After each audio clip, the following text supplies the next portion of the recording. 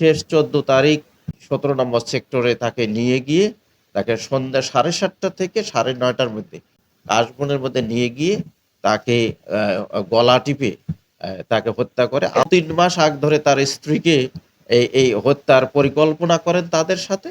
হত্যা কাজে সহযোগিতা করেছে যে সেই 4 জনের মধ্যে আরেকজনকে গ্রেপ্তার করে, নাম হচ্ছে সম্রাট। ওখানে যে আমরা ছবি সংগ্রহ করেছি, যে ছবিতে আমরা ছবি তাদেরকে দেখিয়েছি এবং ছবির যে পোশাক রয়েছে, তার মাথায় হিজাব পরিহিত, তার শরীরের মধ্যে যে লাল রঙের ব্লক প্রিন্টের যে টি শার্ট ছিল এবং তার যে কালো রঙের প্লাজো পরা ছিল, এটা দেখে বিশেষ করে তার ছেলে তানজিল তাকে শনাক্ত করে যে এটি তার মা। পরবর্তীতে তারা অন্যান্য সবকিছু বিষয় মিলিয়ে 3 জনই শনাক্ত করে যে এটি তাদের হারিয়ে যাওয়া মিসিং হওয়া মেয়ে বিলকিস। পরবর্তীতে আমরা আরও এই বিষয়ে তাদেরকে নানা জিজ্ঞাসাবাদ করি। জিজ্ঞাসাবাদ করে পরের দিন আমরা যে তার মা একটা তথ্য আমাদেরকে দেয় যে 14 তারিখ সন্ধ্যা 7টার দিকে তিনি মেয়ের জামাই এবং নাতনিরে মিলে উত্তর মানিকদির যে নব্বরকাঠি কি এলাকা, সেখানে 38/3 নম্বর বাসা ভাড়া নিয়ে থাকেন। তিনি যখন সন্ধ্যার দিকে তার মেয়ের বাসায় যান, তার মেয়ে তখন রেস্ট নিচ্ছিলেন। তো তখন তার মেয়ের কাছে একটি কল আসে, একটা ফোন আসে। তখন তার মেয়ে বলতেছিল তার হাজবেন্ডের কাছ থেকে এই কল এসেছে। তার হাজবেন্ডের নাম হচ্ছে বাবুল। এই বাবুলকে তার মেয়ে জিজ্ঞেস করছিল যে তুমি তোমার নাম্বার দিয়ে কল না দিয়ে তুমি অন্য অপরিচিত নাম্বার থেকে কল দিচ্ছ কেন? তখন তার যে মেয়ের হাজবেন্ড, এই মনোয়ারা বেগমের যে জামাই বাবুল, বলতেছিল তার মেয়েকে যে আমার মোবাইলের চার্জ শেষ হয়ে গেছে, সেজন্য আমি আমার এক বন্ধুর নাম্বার থেকে, আমার এক পরিচিত লোকের নাম্বার থেকে আমি কল দিয়েছি। এবং এই কল দিয়ে তাকে ডাকে যে তুমি ইসিবি চত্বর এলাকায় চলে আসো, আমরা একটা টাকা ধার করতে হবো, লাভের উপরে লোন নেব টাকা, তুমি ইয়ে আপনার আপনার ব্যাংকের চেক বই, এনআইডি কার্ড এবং তোমার ছবি নিয়ে চলে আসো। তারপরেই তার মেয়ে চলে যায় তার কথা অনুযায়ী, তার হাজবেন্ডের কথা অনুযায়ী চলে যায় ইসিবি চত্বরে।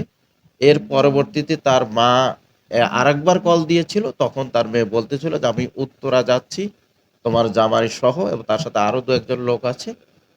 সে বলেছে যে টাকা ধার করবে কোথায়, লাভের উপর নেবে, সে কারণে আমি যাচ্ছি।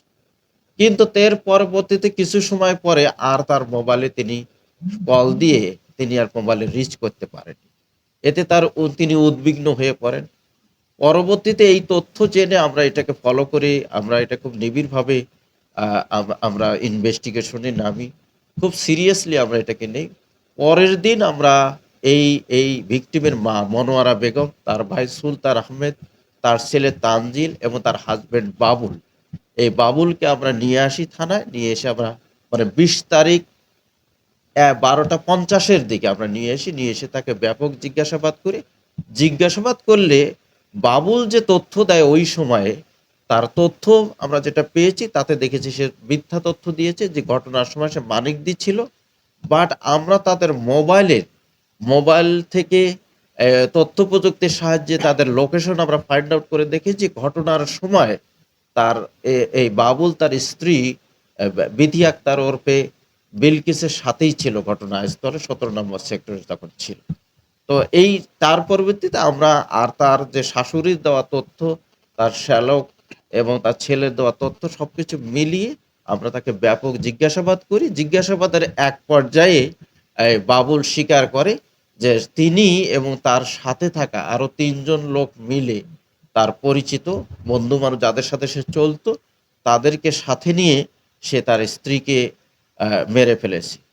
তিনি আরো জানান যে তিনি প্রায় 2-3 মাস আগ ধরে তার স্ত্রীকে এই হত্যার পরিকল্পনা করেন তাদের সাথে, এবং পরিকল্পনা করে শেষ 14 তারিখ 14 সেপ্টেম্বর 2025 এই 17 নম্বর সেক্টরে তাকে নিয়ে গিয়ে তাকে সন্ধ্যা 7:30 থেকে 9:30টার মধ্যে, ঘটনাটি সে ঘটিয়েছে 9টা থেকে 9:30টার মধ্যে, কাশবনের মধ্যে, ওখানে কাশবনের মধ্যে নিয়ে গিয়ে তাকে গলা টিপে তাকে হত্যা করে। আমরা তার দেওয়া তথ্য, বাবুলের দেওয়া তথ্য মতে আমরা তার এই হত্যা কাজে সহযোগিতা করেছে যে সেই ৪ জনের মধ্যে আরেকজনকে গ্রেপ্তার করি, নাম হচ্ছে সম্রাট। সম্রাট থাকতো মূলত ১২ নম্বর সেক্টর পল্লবী থানা এলাকায়, ১২ নম্বর মিরপুর ১২-তে ওই কালাপানি এলাকায় লেন ৬-এ সে থাকতো। তো তাকে আমরা গ্রেপ্তার করেছি, সে এই কাজে সহযোগিতা করেছে এবং সে তারা যাদেরকে জিজ্ঞাসাবাদ করে তারা স্বীকার করে যে হ্যাঁ, সম্রাটও জানায় যে সে তার এই এই বাবুলের স্ত্রী বিলকিস বেগমের পা চেপে ধরেছিল, তখন বাবুল তাকে গলা টিপে হত্যা করে।